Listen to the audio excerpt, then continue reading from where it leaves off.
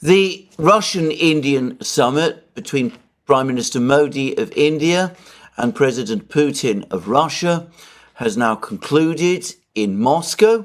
There's been a joint statement and an agreed plan to develop Indian-Russian economic relations all the way to 2030 and beyond.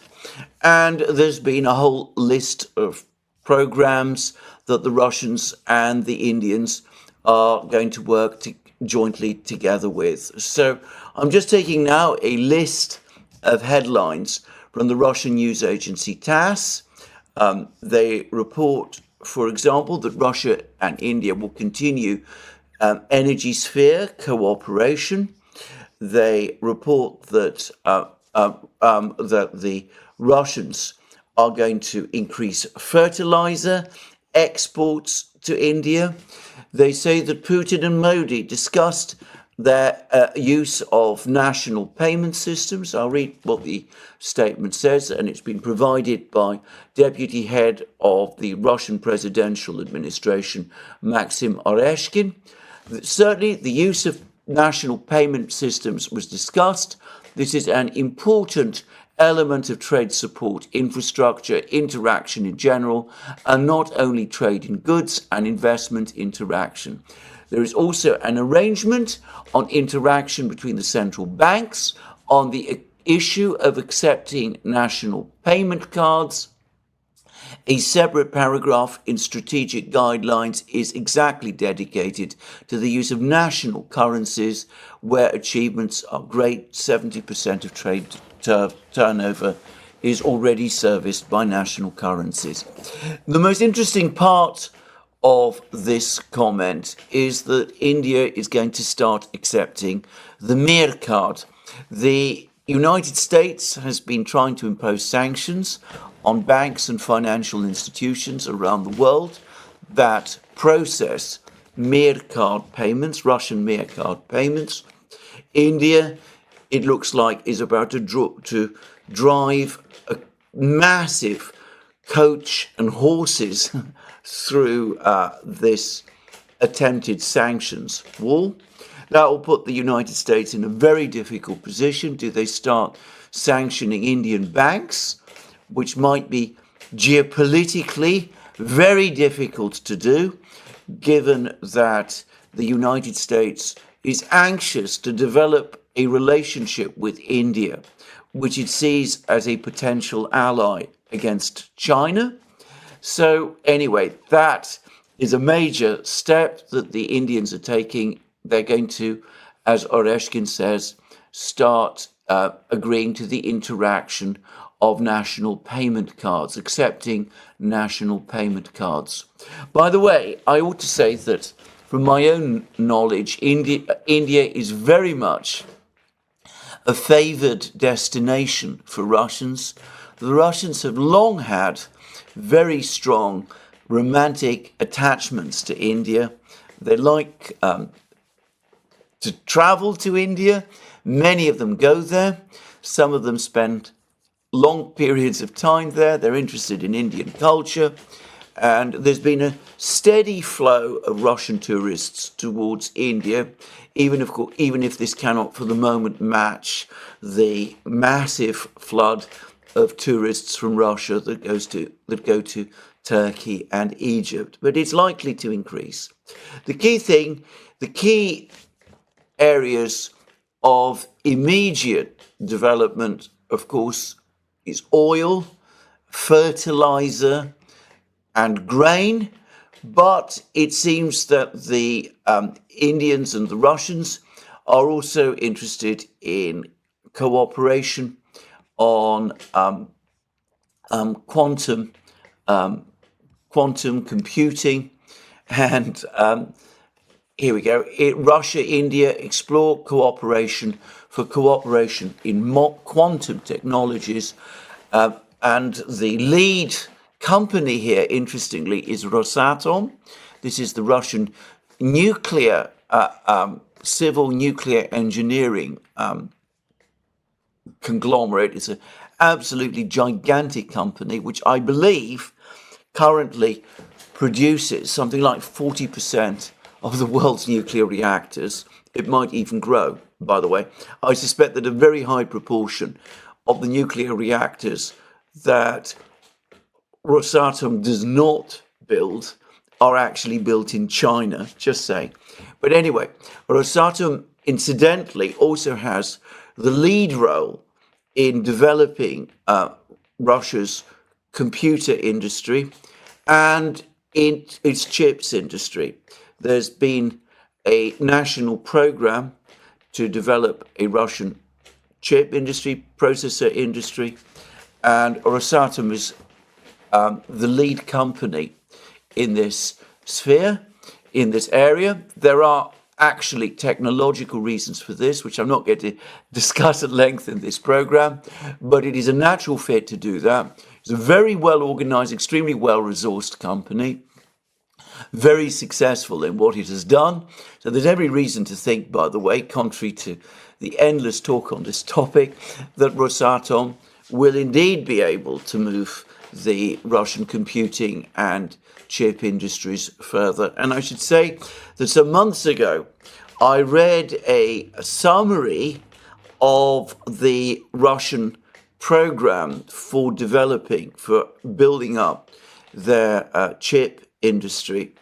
And it was very thorough and very detailed in the way that Russian industry documents often are, and made a very interesting contrast to the US's so far entirely unsuccessful attempts to rebuild its home-produced chip industry in the United States.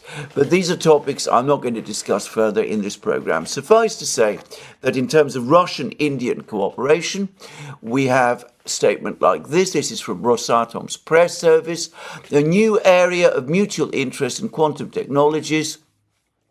Rosatom and Indian companies are actively studying the prospects for cooperation in the field of quantum computing, including the creation of quantum computers. In 2024, Rosatom plans to launch a 40-qubit quantum computer. I'm not going to discuss what that is. Those who have more understanding of technologies and technological matters than me can discuss that. But anyway, and a service to provide cloud access to created quantum computers using quantum algorithms. And we're told that in 2023, quantum computers were successfully tested on 4 advanced technology platforms, including 25-qubit atomic and 20-qubit ion quantum computers. Now, people who understand more about that than me can discuss all of this in detail, but I do understand that the Russians are looking into quantum computing, and there was a recent scare story, I remember, in the American media, that the Chinese had forged ahead in quantum computing and were ahead of the United States in this field, and that this was creating some panic and alarm in the United States, which I don't propose to discuss either. But anyway, all kinds of plans, programs, ideas from the Russians and the Indians. And the plan is, as I said, to bring up Russian-Indian trade to a level of $100 billion turnover fairly soon, and then, of course, to push it further and beyond that.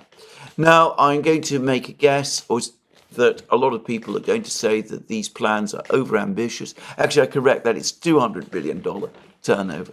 A lot of people are going to say that these plans are overambitious, that they're not going to work, that the Russians and the Indians have incompatible technologies and incompatible economies. I can remember 10 years ago, all sorts of people saying, in fact, the same people essentially saying exactly the same things about Chinese-Russian trade. At that time, as I remember, there was a plan to increase trade turnover between China and Russia to $200 billion a year. And I remember reading lots of people, clever people, explaining why that would never be achieved, that it was fanciful and far-fetched and fantastic. And, well, suffice to say that that level has already been surpassed. Now, of course, saying that the Russians and the Chinese managed to develop massive and very successful trade relations with each other, which are growing and continuing to grow very fast, does not mean that Russian-Indian trade will follow the same trajectory. As many people have pointed out, the Indian economy and the Chinese economy are profoundly different things. India, for example, is not a manufacturing colossus in the way that China is. In fact, I understand that the share of industry and manufacturing in the Indian economy is actually slightly declining, or has slightly declined over the last few years. But no doubt synergies will be found. In fact, I'm sure they will be. India also has strong potential, in my opinion, to be a very significant producer of light goods, handicrafts, high-end consumer goods, all sorts of things. And I would have thought that given Indian prowess in technology matters and fields like mathematics, which of course the Russians are historically extremely strong in as well, Indian-Russian cooperation on computers is certainly an interesting prospect.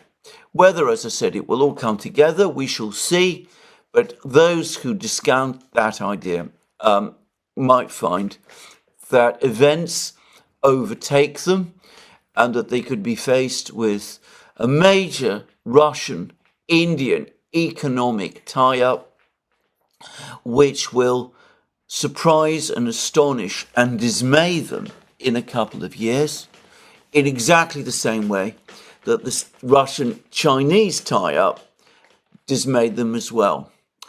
Now, the two other great powers, the United States and China, have reacted very differently to this news, this Indian-Russian summit. Now, the Chinese have shown extreme relaxation about this. Global Times has written a piece saying that the way in which the Russians and the Indians are forging their relationships confirms the declining influence of the United States and India's determination to assert its own independence, which is, I think, entirely true, by the way. The Chinese, not at all fazed by the fact that their Russian friends are working to develop a good relationship with India. On the contrary, I think the Chinese quietly are pleased that this is happening. They would rather that Russia maintained strong relations with India than that the relationship between India and Russia were to collapse, creating a situation where India might drift fully into the arms of the United States. So I think the Chinese, on balance, in fact, not on balance, they're quite clearly signaling the fact, are actually fairly relaxed and even pleased that this meeting is taking place. And of course, it's not as if they've been frozen out in any way. A lot of people have been talking quite properly about the huge summit meeting between Modi and Putin and their respective delegations, which have taken place in Moscow. And they've ignored the fact that even as Putin was receiving Modi, the Russian government in Moscow was also receiving a very important Chinese visitor. And I provide the statement from the press service of the State Duma, Russia's parliament, They said on Tuesday, July 9th, Chairman of the Standing Committee of the National People's Congress, that's to say the Speaker of the Chinese Parliament, Zhao Leji, arrived in Moscow. Zhao Leji was met at the gangway by First Deputy Chairman of the State Duma, Ivan Melnikov. And then the press service goes on to say that on Tuesday evening, Zhao Leji and Chairman of the State Duma, Vyacheslav Volodin, held an informal meeting during which they visited important Moscow landmarks. A bilateral meeting between the head of the Duma and the head of the Chinese Parliament is going to be held today, as well as a 9th meeting of the Interparliamentary Commissions on Cooperation between the Russian Federal Assembly, that's the Russian Parliament, and the National People's Congress. On July 11th, 12th, Zhao Leji will also take part in the BRICS Parliamentary Forum in St. Petersburg, where, of course, the Indians will also be represented. Now, I believe I am right in saying that Zhao Leji is also a member of the Standing Committee of China's Politburo. If he is not a member of the Standing Committee, he probably is a member of the Politburo itself. So he is a senior Chinese visitor to Moscow. Now, perhaps the fact that the Russians are hosting a top official from China at the same time as Putin is hosting in Moscow Narendra Modi is an attempt by the Russians to maintain a balance between China and India, to reassure the Chinese that Russian-Chinese relations are not going to be affected by these developments with India. But frankly, I think that is actually unlikely. I think that the Chinese are very well informed about all of the steps that the Russians are taking in relation to their relations with India. I don't think the Chinese, as I said, are particularly concerned about them. And, well, there is a BRICS Parliamentary Forum scheduled in St. Petersburg starting tomorrow. So that's reason enough for Zhao Leji to go to Moscow at this particular time, become better acquainted with his opposite number in Russia, Vyacheslav Volodin, tour the sites, meet other important people in Moscow, so that these two institutions, the Russian Parliament and the Chinese Parliament, get to know each other better. By the way, it has been a long-standing lament of mine, just saying, that West European parliaments, the parliaments of Britain, France, Germany, Spain, and Italy, and arguably the US Congress, have never reached out and established person-to-person contacts with senior members of the Russian Parliament. I think that for parliamentarians of various countries to meet and to understand how each side works and to get a proper feel for the sort of work that they each do is a very important part of diplomacy. It greatly broadens contacts between countries and means that they're not just confined to government contacts, but no Western country, no Western parliament has ever shown any interest in doing that, because none of them take the Russian parliament at all seriously.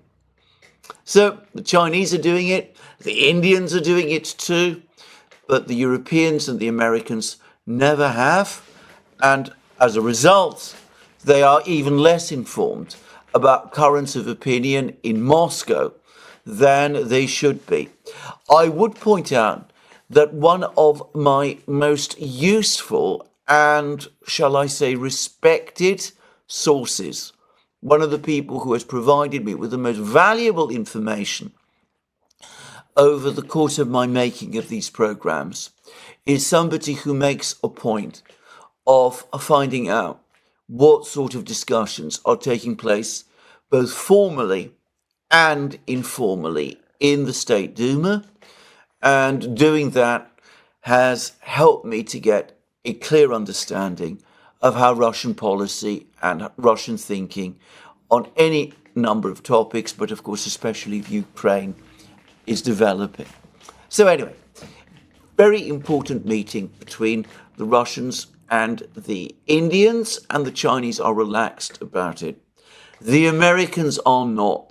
They've taken it extremely badly.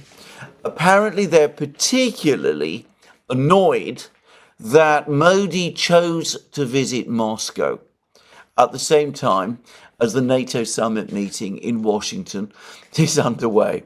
The Americans appear to believe, and apparently some people in Europe appear to believe, that the timing of Modi's visit to Moscow was deliberately scheduled to happen at the same time as the NATO meeting, presumably in order to highlight the fact that, contrary to what is being said in the West and at the NATO summit meeting, the Russians are not politically or diplomatically isolated. Well, that might be the effect of Modi's visit, but to be frank, I think that, again, the Americans and the West Europeans are massively exaggerating their own importance. They assume that the Russians and the Indians do everything in response to what they themselves do. So presumably the idea is, the thinking is, that because NATO is holding a summit meeting in Washington, the Russians and the Indians say, aha, this is our chance to spoil the NATO party, so let's have this massive meeting between Putin and Modi and agree all of these important things there. And it's all really been done to basically show to the Americans how little we think of them. As I said, that's a foolish way of thinking. I think that the reason why Modi visited Moscow now is because it fits in with his schedule. He's just won an election in India. He's been engaged over the last few weeks in difficult but successful coalition talks with the other parties of the represented in the Indian Parliament. He now leads a stable government of which he appears to be in full control. The relationship between India and Russia is becoming more and more important to both of these countries, and so it makes complete sense for Modi to go on and travel to Russia.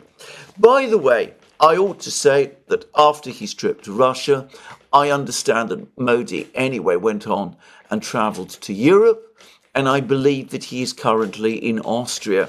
So it's hardly as if he was snubbing the Americans or the Western powers in any way. Anyway, we had all kinds of sour and grumpy comments from the Americans. We've heard there's news that the Americans have been in contact with the Indians to try to understand why the Indians would want to go to Moscow at this time. All they have to do, by the way, is read the public communiques and the various statements that have come out of the Moscow visit, and they would find it all there. There's no reason to badger and criticize and investigate the Indians to find all that out. And of course, doing all of that, all it's going to do is cause annoyance in Delhi, which I would have thought, from an American point of view, it would be better not to do. But anyway, we've had all sorts of sour comments like that. And consistent with these sour comments, an article appeared a couple of days ago in the Financial Times, a loyal handservant, by the way, of the Biden administration, in which it was explained that the real reason why the Indians were going to Moscow, well, it was not about the Russians so much, it was about China. India does not supposedly want to cut the Russians adrift, because if they did, then Russia would fall completely into the arms of China.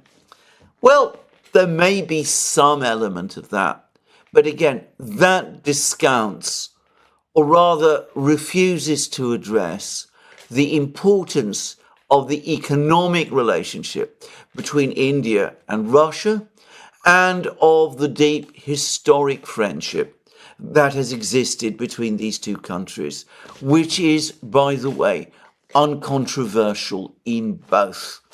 So anyway, there we are, a successful and important summit meeting between India and Russia, one which develops further Russian economic ties, and of course facilitates Russian economic development, but which it is important to say does the same for India too. India now has a reliable supplier of energy in the form of Russia. The Russians, by the way, have recently concluded a whole set of agreements with the Taliban in Afghanistan. They seem to be busy engineering a rapprochement with the Taliban. And I've no doubt that the reason that they're doing that is because they too eventually plan to create pipelines to supply gas and oil to India by land. And of course, they would need to do that across Central Asia. And of course, Pakistan, just saying, but Afghanistan also as well. And the result is that the Taliban are being brought in from the cold. Another move, by the way, in which the Russians are supported by China. So anyway, an important summit meeting. The NATO summit meeting, by contrast, continues along its path, and as I predicted, there's already been strong statements from Western leaders, primarily and principally President Biden, about the actions, the bad actions that the Russians are taking in Ukraine and elsewhere, and the need to continue to provide unstinting support for Ukraine. And Biden, again, made statements about how the Russians were facing strategic defeat in Ukraine, a fantastic claim, given the realities on the battlefronts, which we will come to shortly. But of course, he also announced a military aid package. And in particular, he said this: "Today, we are announcing that collectively we are providing Ukraine with additional strategic air defense systems, including additional Patriot batteries donated by the United States, Germany, and Romania. Patriot components donated by the Netherlands and other partners to enable the operation of an additional Patriot battery." In other words, there's going to be a Frankenstein Patriot battery created out of component parts of various Patriot systems donated by the Netherlands and other countries, Israel perhaps, and an additional SAMP-T system donated by Italy. Now, Italy, to my knowledge, has already donated 2 SAMP-T systems. And again, according to my knowledge, it originally had 3, and I've not heard that it has procured any others. So if my understanding is correct, and I accept that perhaps it's not, But if my understanding is correct, then the Meloni government is supplying to Ukraine, or has over the last few months supplied to Ukraine, Italy's entire ballistic missile air defense systems. All of its SAMP-T systems have been shipped to Ukraine, where one, at least, has already been destroyed. So there we go. And then Biden went on to say, in addition, in the coming months, the United States and partners intend to provide Ukraine with dozens, note the word dozens, of tactical air defense systems. Now, that all sounds very impressive, but I've made comments in recent programs about how all of these Patriot missile systems and NASAM systems and IRIS-T systems and SAM-T systems and other systems that the West has provided to Ukraine don't seem to be achieving very much. That the events, the pattern of the Russian missile strikes suggest a complete collapse of Ukraine's air defense system. And, well, I've noticed that no less a person than Julian Röpke, German journalist writing for Bild Zeitung, fervid supporter of Ukraine, has made exactly the same point. He appears to have counted the number of KH-101 missiles, subsonic, air-breathing, cruise missiles that pounded the Artyom factory in Kiev in broad daylight the other day. And I counted 3 and thought there might have been 4.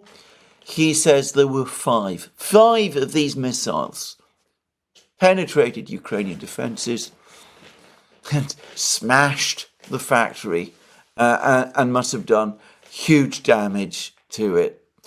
And Röpke makes exactly the same point, and this is, I believe, on X. This statement can be found on X.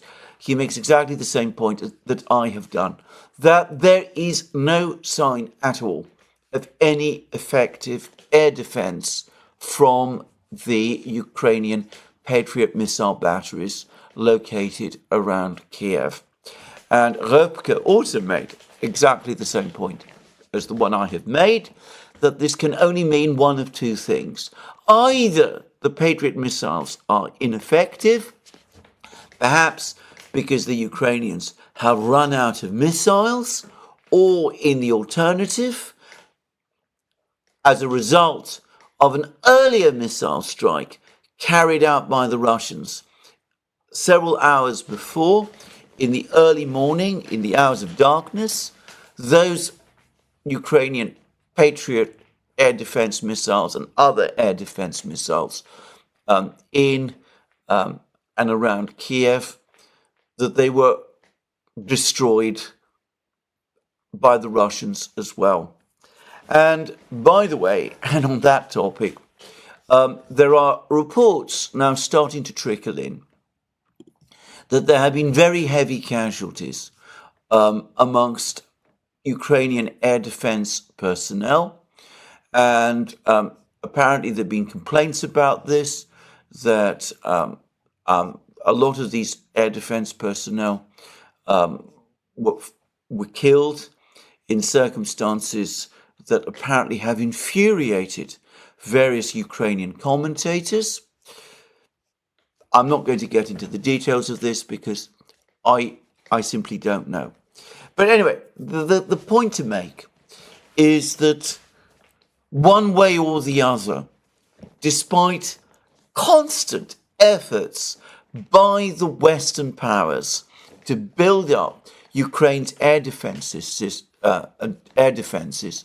efforts which have been underway, should be said, since the spring of last year, in other words, for over a year, the Russians are able to launch more and more missiles at Ukraine, and more of these missiles are getting through. And now the Russians are able to target positions across Ukraine in the daylight hours and inflict colossal damage upon the Ukrainians. The Ukrainians are being submerged. They're being drowned out. Now, since I'm back to the topic of the missile strike on Kiev, and by the way, there have been more missile strikes by the Russians against various targets in Ukraine since then.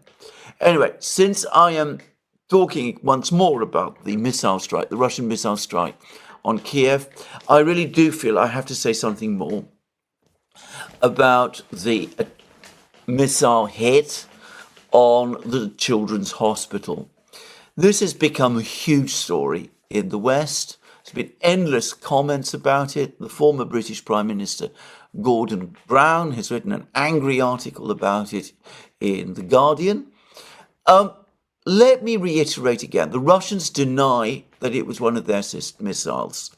They're saying that it was a NASAMS missile, Norwegian-produced NASAMS air defense missile that crashed into this building after failing to intercept any one of the Russian missiles. I've said already, I've seen pictures of the alleged missile that hit this hospital in flight. I want to say alleged because I don't know that it actually was that particular missile. And if the missile indeed was a KH-101, as the Western media are claiming, in other words, a Russian air-launched cruise missile, well, this missile in that photograph, to me, does not look at all like a KH-101. So I just want to make that point. But the key point is that we have a set of conflicting allegations here. The Russians are saying one thing, the Ukrainians are saying something else. The way to find out is through a proper investigation. There has been no investigation. Based on that photograph, I think the evidence tends to support what the Russians say, but I'm not going to claim that that view of mine is in any way authoritative or conclusive. I think that, as I said, an investigation is needed, and I am very, very troubled indeed by all of these people who have written angry articles and made angry assertions all across the media in the West and various Western officials who state something which is only alleged, specifically that it was a Russian missile that hit this hospital, that state it as if it was a proven fact when it obviously is not.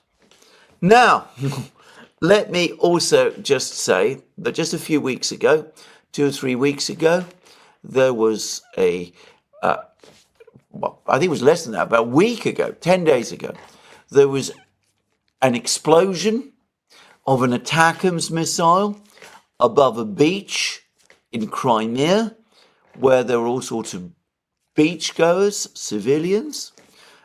Cluster munitions fell on the beach, and there are lots of film of this. Several people were killed, civilians were killed in that attack. And as I remember, the Western media said virtually nothing about it.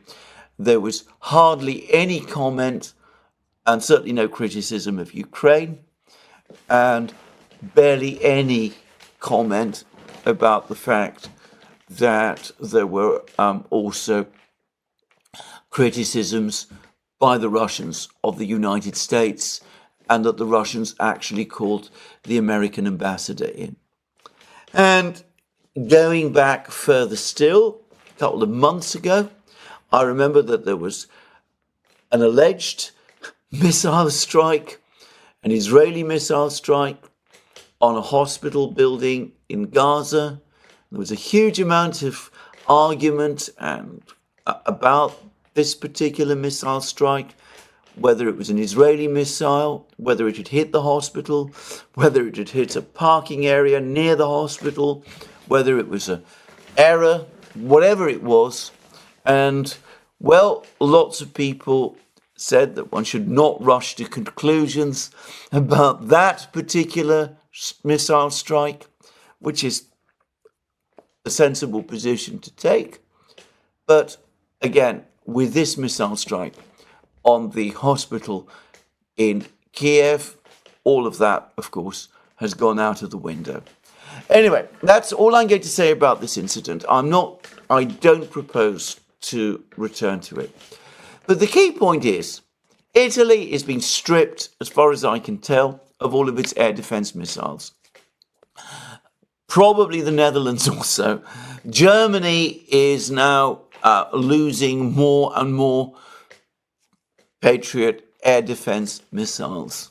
One might assume that these Patriot air defense missiles that are being supplied to Ukraine have actually made a substantial difference to the outcome of the war. And yet, though the West has been supplying Patriot missiles and NASAMS missiles and IRIS-Ts and other systems ever since the spring of 2023, they have not. On the contrary, Russian missile strikes are becoming more, not less, effective. Now, some famous person, there's never full agreement about who that person was, is supposed to have said that doing the same thing over and over again and expecting a different result is a clear symptom of madness. Well, maybe not of madness, but isn't that exactly what the West, what Biden is doing by getting all of these Patriot missile systems and SAMP-T systems and other systems to Ukraine? Doing the same thing over and over again and expecting a different result. And, well, it's not, of course, just Patriot missile systems, it's every other Western weapon system. When is the penny going to drop that none of this is working? All it is doing is that it is prolonging the war and causing more people to die and causing Ukraine to be further devastated. There's reports that the energy system in Ukraine is now in such a critical condition that come the winter, there is not going to be enough electric power to keep consumers warm, civilians warm, and that there is already insufficient electric power in Ukraine to ensure that the refrigerators in people's homes work properly so that food is being spoiled. I mean, that is the situation. Bear in mind that when, back in the spring of 2023, there was a united decision by the West to provide Ukraine with air defense systems, it was justified at that time by the need to protect Ukraine's energy system. Well, that clearly hasn't happened. All the thermal power stations have been destroyed. The Russians are now coming after the transformer stations, and they've shown that they have the ability to destroy them at will. And, well, Ukraine's energy system today, after all those Western air defense systems were sent to Ukraine, is in a far worse state than it was when the decision to send those air defense missiles was first made in the spring of last year. Now, Biden then, of course, goes on to say that the West will provide Ukraine with dozens of tactical air defense systems. Well, if you follow what Zelensky says, Ukraine doesn't need dozens of these systems. It needs hundreds of them. Ukraine is one of the biggest countries in the world. It is the biggest country in Europe after Russia itself. The extent of the missile system that would be needed to provide full coverage for Ukraine would be colossal. And a couple of dozen tactical air defense systems that Biden is talking about is not going to provide it. And of course, it's not as if the Russians cannot defeat these systems and cannot destroy these systems, which in fact they regularly do.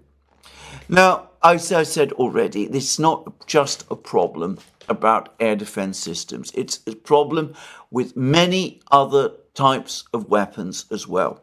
And there has been an absolutely devastating article provided now by Radio Liberty, Radio Free Europe, Radio Liberty, in other words, by an American government-funded radio stations and media outlet, which has, of course, passionately supported Ukraine.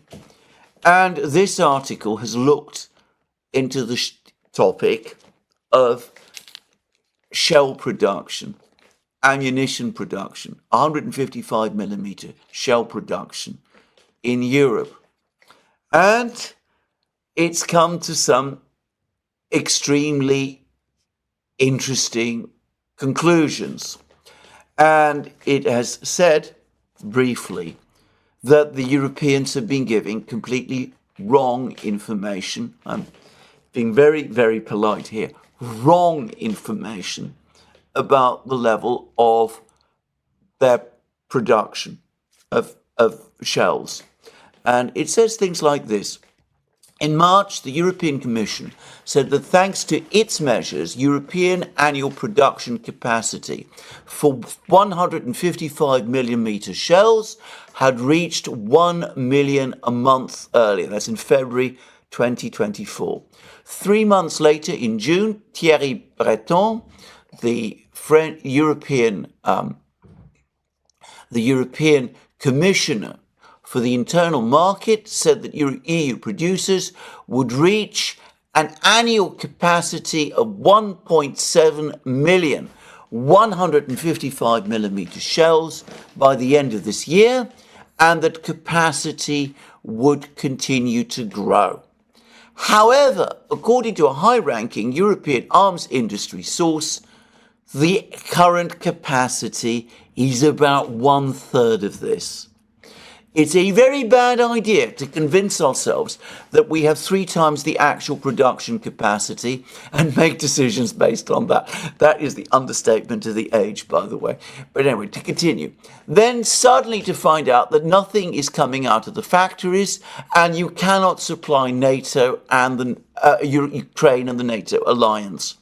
Like some others cited in this report, the source spoke on condition of anonymity due to the sensitivity of the subject, which is, by the way, very telling in itself, that admitting to the reality that Europe is producing less than 1/3 of the number of shells that it claims it will be producing by the end of this year, that can put you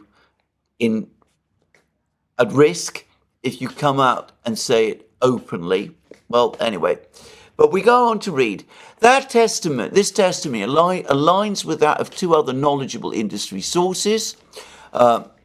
Journalists spoke to in June, high-level officials in an EU country and in Ukraine who assess annual capacity of European 155 millimeter ammunition production just over 500,000. Not 1 million, not 1.7 million, but just over 500,000. Declarations of EU leaders regarding 155 millimeter production capacity that is to be reached by the end of this year are not reasonable. Production increases across Europe are lagging behind, with the current total capacity reaching about 580,000 shells per year, said a well-informed artillery industry source from Slovakia. Slovakia, by the way, has inherited part of the once mighty Czechoslovak armaments industry. The former Czechoslovakia used to be the military-industrial hub of the former Habsburg Empire. It was then brought under the control of the Germans in the 1930s and played a very significant role in the German war economy during the Second World War, very much, by the way, against the wishes of the people who worked for it. And then during the era of the Warsaw Pact, the former Czechoslovakia was a major producer of military equipment, including shells, but also trainer aircraft like the L-39 Albatros jets, and artillery and small arms and every kind of weapon system that you can. Anyway, the former Czechoslovakia played a key role in that. And the Czech Republic and Slovakia especially, still have inherited that role, making Slovakia to this day a significant producer of artillery and shells. And of course, just to remind everybody, it was chemists in the former Czechoslovakia who developed the famous Semtex military explosive. Anyway, to continue. Two other documents estimate European industry's annual capacity as of the beginning of the year at not much higher than 500,000. According to a December 2023 Estonian Defence Ministry report, EU production capacity is about 600,000 shells a year.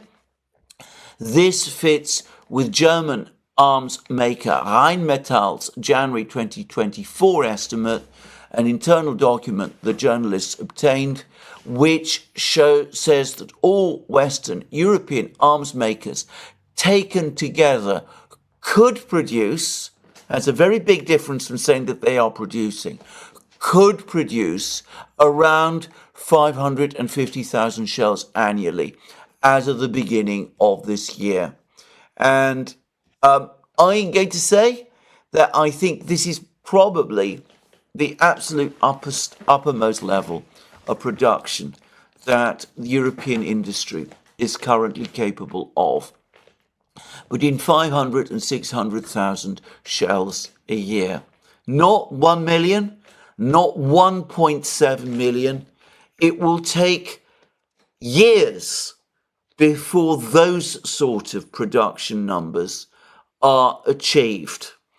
And we go on to read that Ukraine, that's nowhere near enough for Ukraine. The current need for Ukraine is 200,000 shells a month, according to Defense Minister Rustem Umerov, which is more than the United States and the EU combined can manage. Far more. The United States perhaps produces or will produce by the end of 2025 somewhere in the region of 700,000 shells a year. But it's not producing that number of shells. At the moment, it will only achieve that figure if the new factory that has just been built and opened, well, when that factory reaches its target production figures of 30,000 shells a month. Now, the US, the military in the US, expect that to happen by the end of 2025. All I will say is that I think that is extremely optimistic for a completely new factory with a completely new workforce operating new and unfamiliar machine tools and without perhaps established processes of production. I'm not saying it can't be done.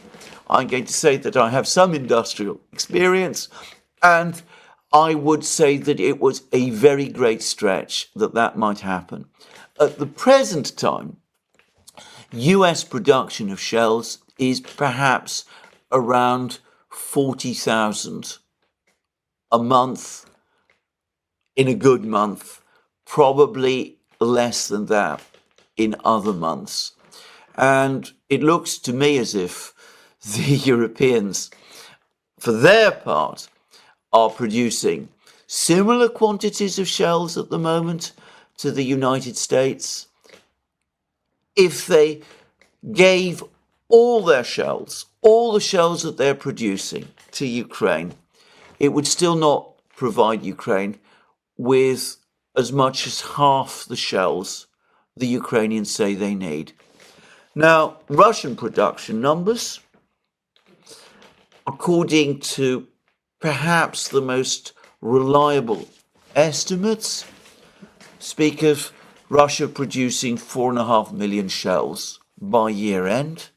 And of course, if it's true that North Korea is providing Russia with another 5 million shells, well, you start to see the problem. Now, of course, it must be said that there are other estimates for Russian shell production. One recent estimate I saw put it much lower at 1.7 million shells this year.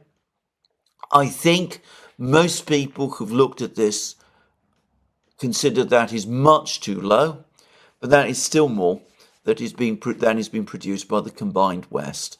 In fact, I think it is much more than that, and I think the events on the battlefronts effectively confirm this.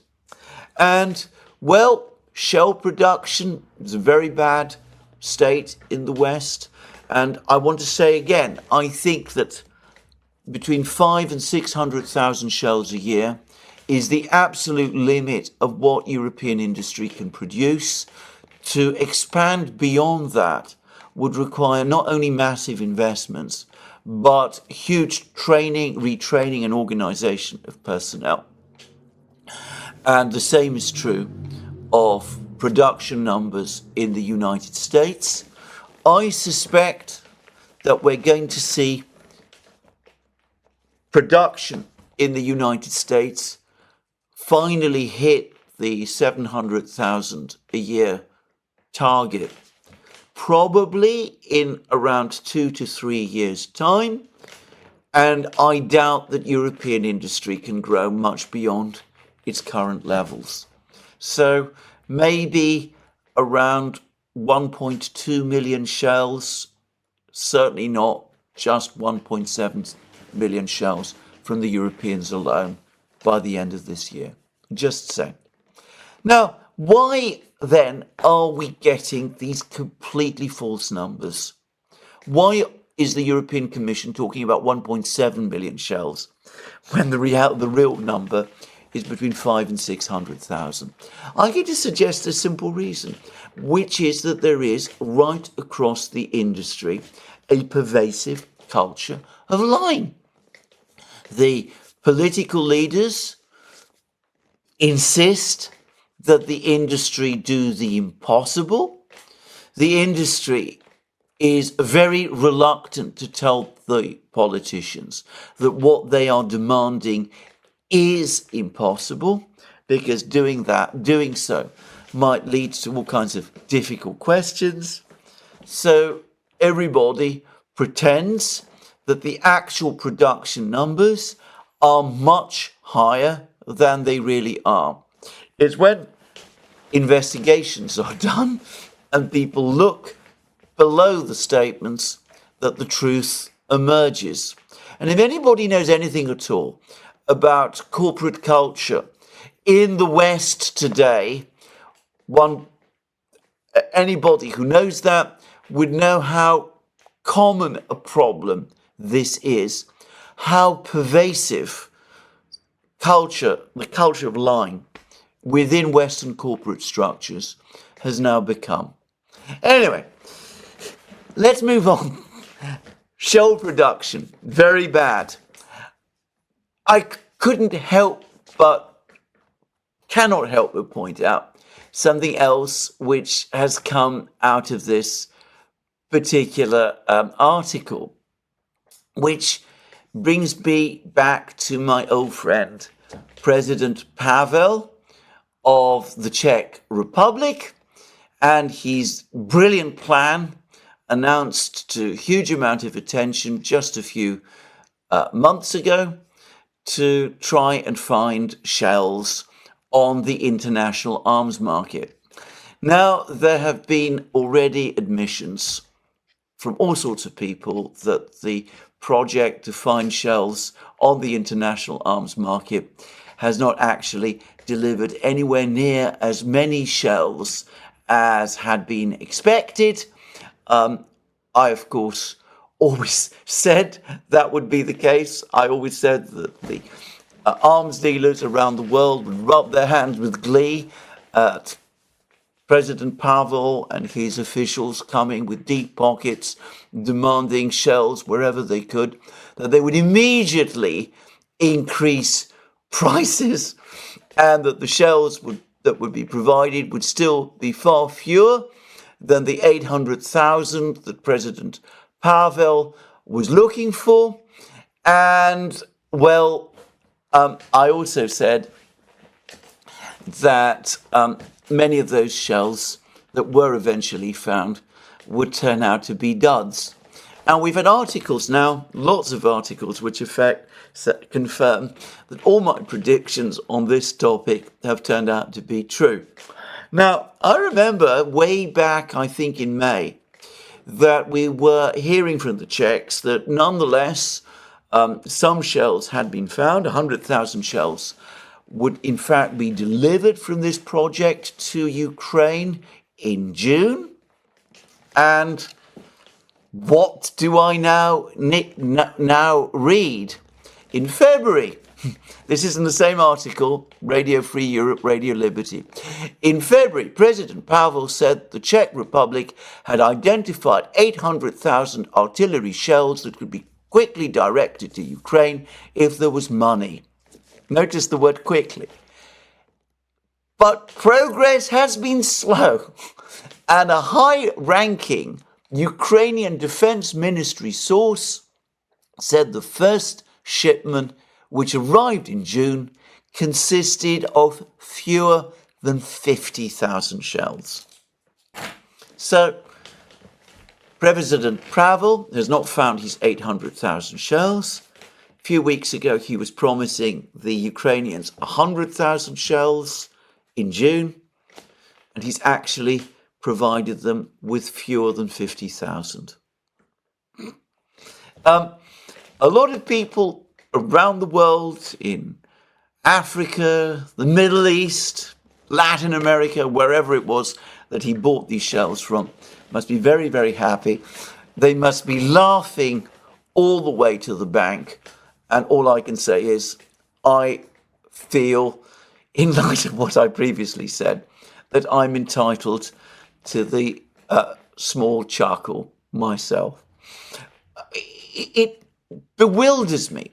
It absolutely baffles me that these people, the leaders of the West, can be so disconnected from reality, so profoundly ignorant of the way the world works. And speaking of the way the world works, we've now had a report in Bloomberg that the Saudis warned the Europeans some months ago that if they actually did confiscate Russian assets in Europe, that the Saudis would start pulling their own assets out of Europe. That's actually a fairly old story, but it's interesting that it's been repeated. And apparently it was the single thing, the warning from the Saudis, that gave the Europeans cold feet. And there's also a report that the Biden administration has vetoed a plan by the Sanctions Office of the US Treasury to impose sanctions on Russia's shadow fleet of oil tankers. Sanctions which, by the way, would not stop Russian oil exports, might interrupt their flow slightly, but it would certainly not end the Russian oil trade. But again, I'm going to say straightforwardly that the real reason that this was done was not the reason that is being cited, that the Biden administration doesn't want to see an increase in oil prices in the run-up to the presidential election. The real reason it was done was that sanctions of this kind would have infuriated various other important oil producers, the Saudis being amongst them, and of course it would have infuriated the international shipping industry. So the Saudis almost certainly put the kibosh on that particular plan as well. And of course, it's important to say that one of the key reasons the Saudis had been taking steps to distance themselves from the Americans over the last months, one of the reasons why they're joining the BRICS, sending massive delegations, military delegations to China, as they've just done, by the way, to source arms there, entered into a oil alliance with the Russians, agreed a rapprochement with the Iranians. One of the reasons why, the main single reason why the Saudis are doing all of this is because they are furious over the American and Western decision to try to impose an oil price, a price cap on Russian oil exports, thereby, in effect, reducing the global oil price had that price cap actually succeeded. So, again, further example of how the great leaders of the West, the movers and shakers, the masters of the universe in their own self-conception, actually don't understand properly how the world in fact works.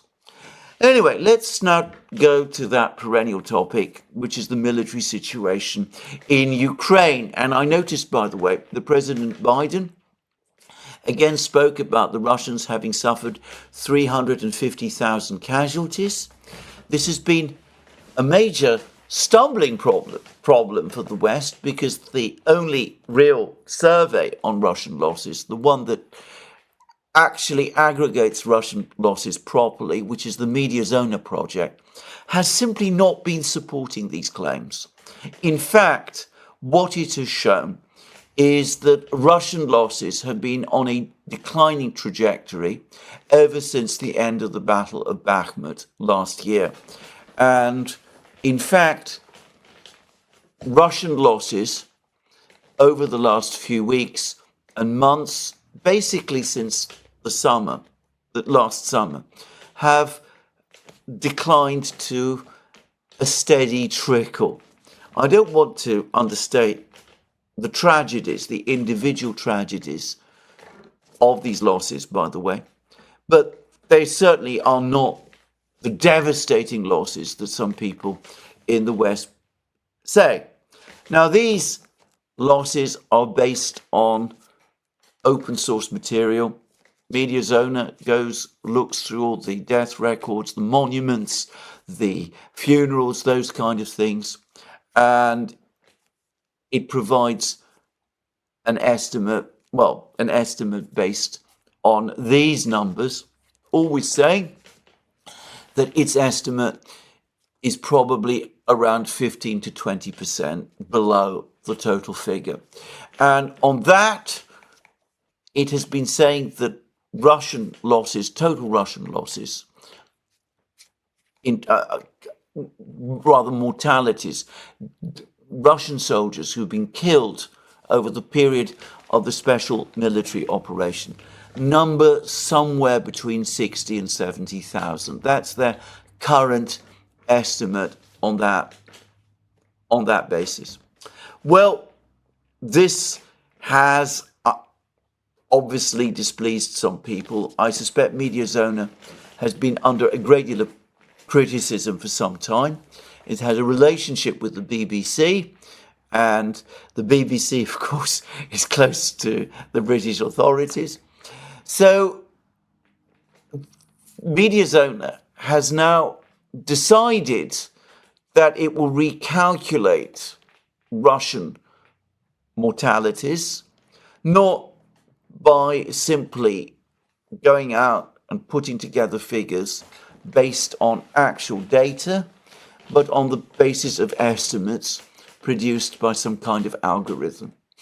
So it's moving from a position where it is reporting actual information to a position where it is basically speculating on the strength of an algorithm.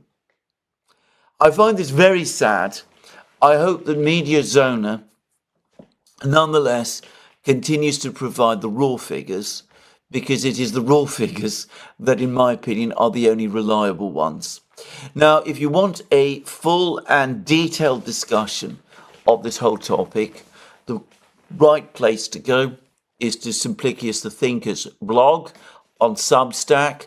He's just done a very fine piece explaining both the original reliable methodology used by Mediazona and the new, entirely new methodology which is replacing it, which of course brings Russian casualty numbers into line with those that the Western powers want them to be. Just as we have been given completely wrong information about European artillery shell production by orders of magnitude, so I'm afraid we're now going to be given completely wrong information about Russian casualties, again, by orders of magnitude, all of which comes together and provides a completely distorted picture of the actual state of the war. Well, what is happening in the war? Well, very briefly, it looks as if Ukraine is now facing a major operational crisis in Volchansk.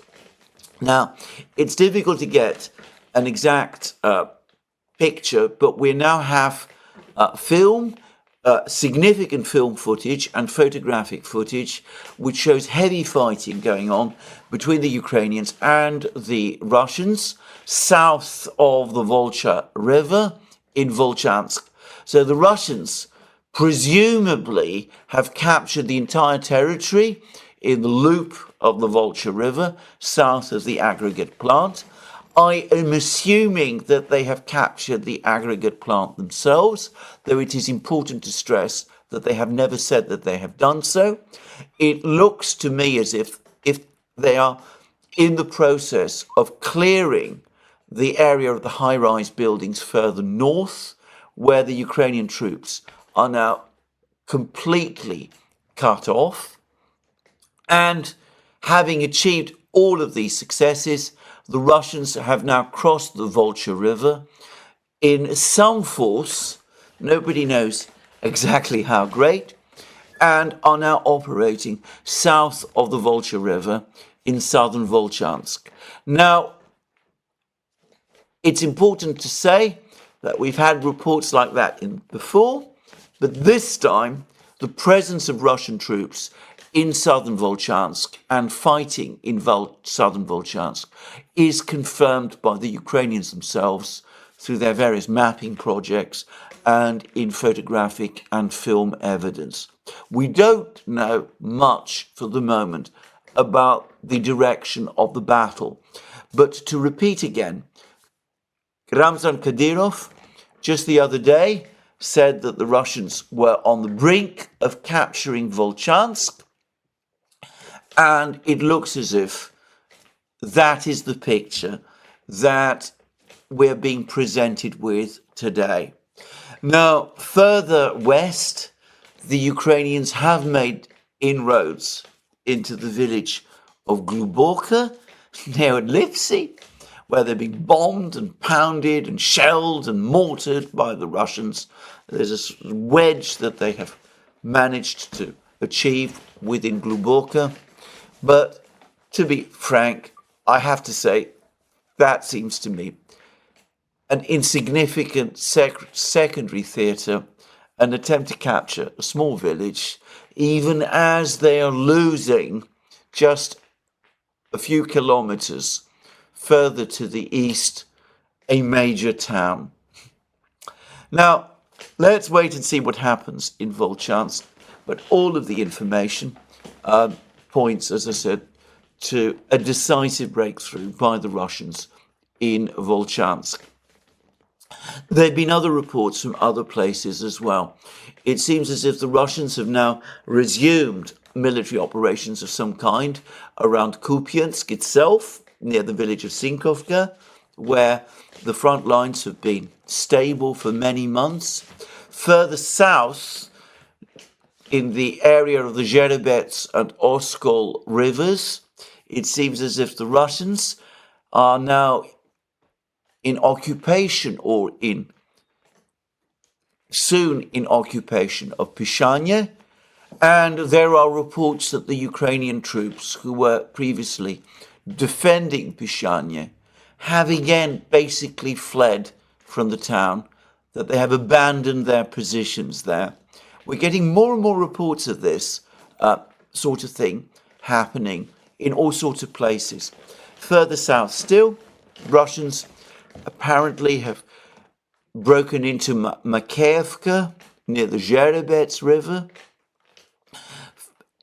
Perhaps more importantly, Denis Pushilin, the head of the Donetsk regional government, has now made statements which appear to suggest that the Russians expect to capture Chasiv Yar fairly soon.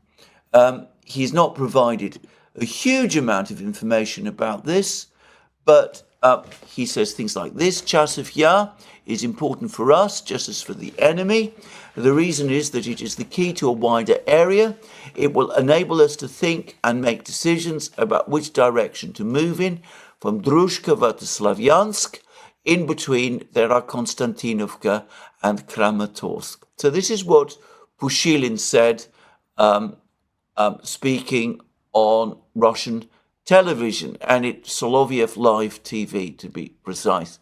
So those words strongly suggest that Pushilin believes that with the micro-district captured and with the Russians west of the micro-district to the north and south of Chasiv Yar, the major battle for the rest of Chasiv Yar is about to begin, and that the Ukrainians won't be able to defend themselves for very long there. There are lots of reports, by the way, of the Russians heavily bombing Chasiv Yar, Ukrainian positions in Chasiv Yar. Further south still, the Russians not only have been making more advances in New York, a village near Toretsk. By the way, the Russians call it Novgorodsky, and I presume this is the name the village will have once again after it has been brought fully under Russian control. Anyway, the Russians have made further inroads into New York. My sense is that they now control more than half of the village, and there are some suggestions that the entire village of New York, one of the most heavily fortified positions in the entire area, the entire Toretsk area, is about to fall. But the big operational crisis for the Ukrainians, more so perhaps for the moment than what's happening in Volchansk and Chasiv Yar, though the Chasiv Yar situation could become very critical for the Ukrainians very soon. The big operational crisis for the Ukrainians seems to me to be in the Ocheretino, Avdiivka area. The Russians, so the reports say, have successfully broken into the village. Well, they seem to be clearing the village of Yevgenivka. The Ukrainians supposedly have abandoned it. They've reached another village to the east of Yevgenivka called Vovche. Vovche is located immediately to the south of Progress. And as I discussed in my program yesterday, it looks as if the Ukrainians are withdrawing from Novoselivka Persha, and the Russian Defense Ministry has confirmed that the other village of Yasnobrodovka, further south, has now passed completely under Russian control.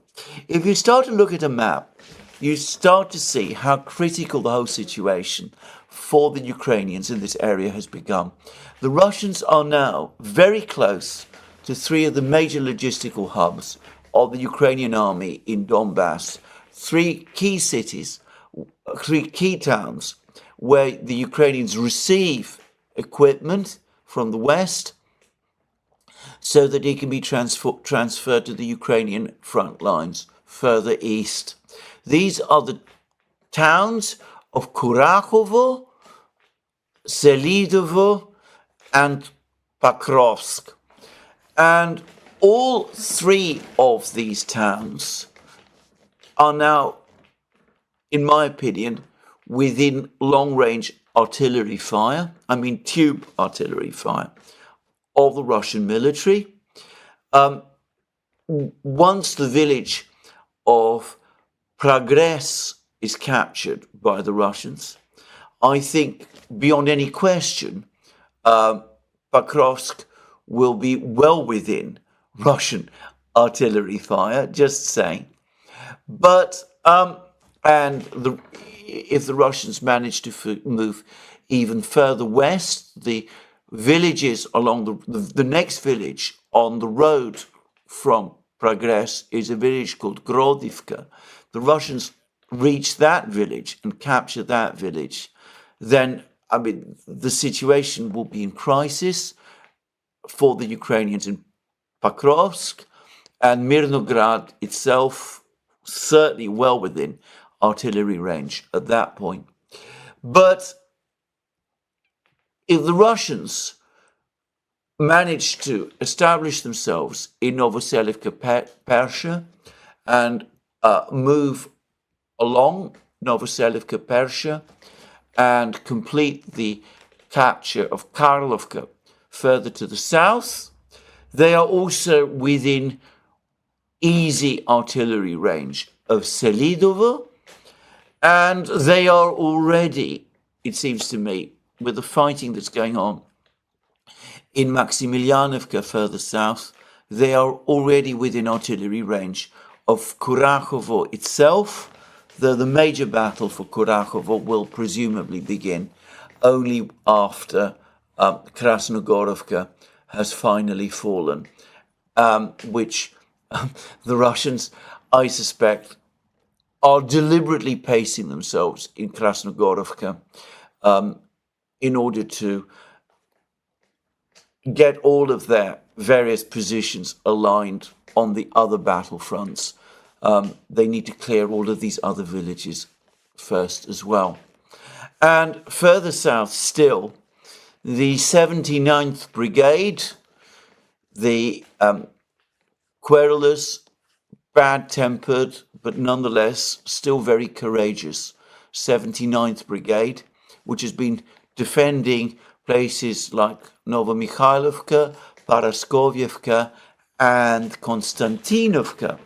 Well, they're now saying that the Russians have, in effect, cut the road from Konstantinovka to Vuhledar, that the Russians have actually managed to insert troops, actually occupy the stretches of the road.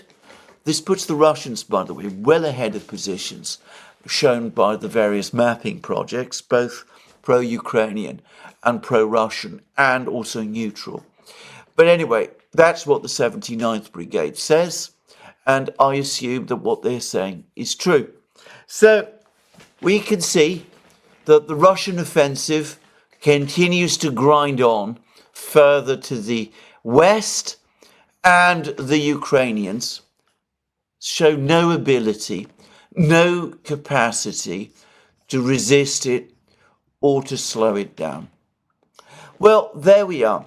What the NATO powers are going to do, I have no idea. But the level of denial about everything on the part of NATO, about the state of the military situation, about the production numbers of artillery shells, about the effectiveness of air defense missiles, about the effectiveness of the ATACMS missiles, I haven't discussed that in this program, remains astonishing. And when one gets so much wrong information circulating, it's unsurprising that disastrously bad decisions continue to be made. I read an article somewhere, I think it was in Politica, which admitted, they had high administration officials, Biden administration officials admit that the Ukrainians were still losing ground and would continue to lose ground for some time.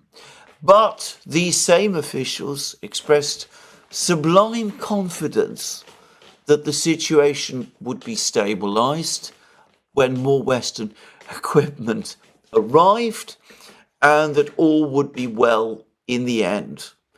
It was acknowledged that there was no prospect of Ukraine recovering all of its lost territory, returning to the 2014, 1991 borders, but they would be able to keep the Russians back. And for that reason,